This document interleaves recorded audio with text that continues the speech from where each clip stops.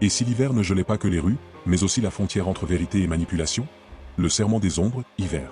La lettre était arrivée sans timbre, glissée sous la porte pendant la nuit la plus longue de l'hiver. Un simple symbole tracé à l'encre noire, un cercle fendu en deux, semblable à une lune fracturée. Aucune signature. Seulement une phrase. Tu as vu ce que tu n'aurais jamais dû voir. Rejoins-nous avant qu'il ne soit trop tard.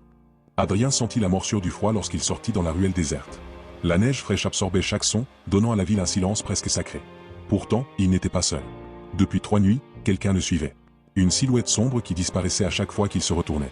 Tout avait commencé le soir où il avait aperçu par accident une procession encapuchonnée se glissant dans l'ancien observatoire abandonné. Il n'aurait jamais dû s'en approcher. Mais la curiosité est parfois plus forte que la peur.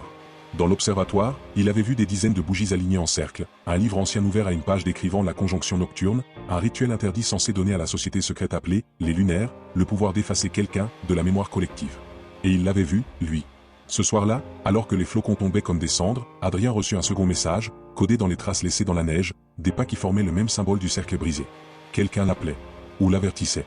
Puis il entendit la voix de sa sœur, pourtant disparue depuis 1 an. Ne les laisse pas te prendre. Ils ne m'ont pas effacé, pas encore. Il se retourna. Une femme encapuchonnée l'attendait au milieu de la ruelle. Je peux t'aider, souffla-t-elle. Mais il faudra jurer le serment des ombres. Et une fois prononcé, tu ne pourras plus revenir en arrière. Adrien sentit son cœur battre plus fort. Si je refuse? Elle releva légèrement sa capuche. Son visage était celui de sa sœur. Alors ils me feront disparaître, pour de vrai. Un cri lointain déchira la nuit.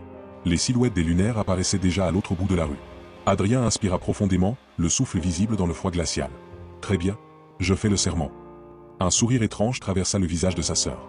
Puis, soudain, ses yeux changèrent, prenant la teinte argentée caractéristique des initiés. Bienvenue parmi nous, frère. Tout s'est déroulé comme prévu. Avant qu'il ne puisse parler, les lunaires encerclèrent les 2 silhouettes. Et s'inclinèrent devant elle, pas devant lui. Adrien comprit trop tard. Le véritable rituel n'avait jamais été de l'effacer, mais de le recruter. Et sa sœur, ou ce qu'elle était devenue, venait de sceller son destin.